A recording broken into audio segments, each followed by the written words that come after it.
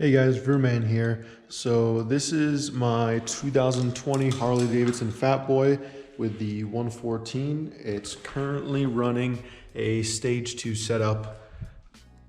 So to start off, we originally had a Harley Davidson Screamin tuner, but we eventually switched over to the Dynojet Powervision PV2.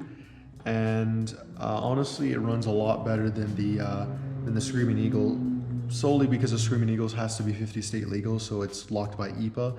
This tuner right here is considered off-road only, so it has a lot less limitations. Currently with me driving like a complete asshole, we're actually getting 33 miles to the gallon, and that's not bad for the amount of power we're getting.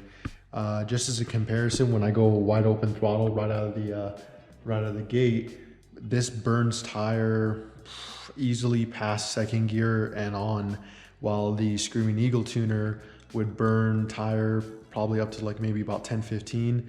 This one burns tire well into second gear. So there's definitely a huge performance improvement. So to start off with, we obviously have that, but I actually have it paired with the Harley Davidson Screamin Eagle Smart Tune Pro module.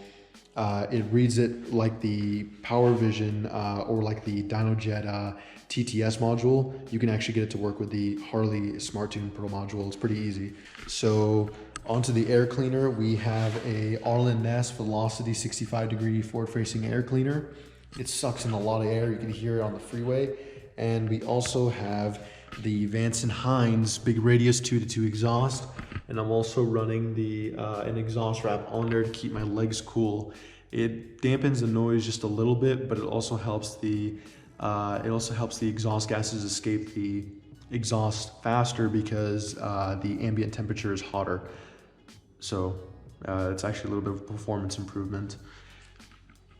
Onto the cam, since it's a stage 2 setup, we're currently running the S&S 475 cam with the S&S adjustable push rods. The entire install took about 2 days, but that was mostly because I was waiting on parts.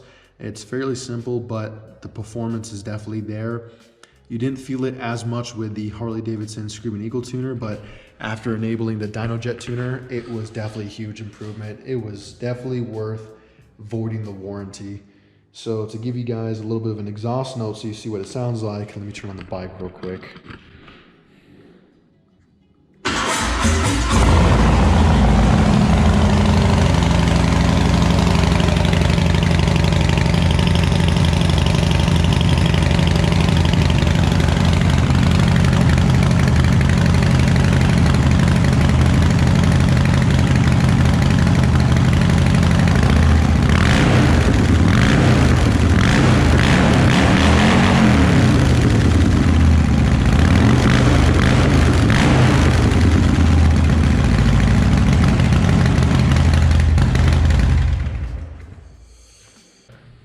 If you guys have any questions about this bike, feel free to leave a comment down below. We have much more content coming back.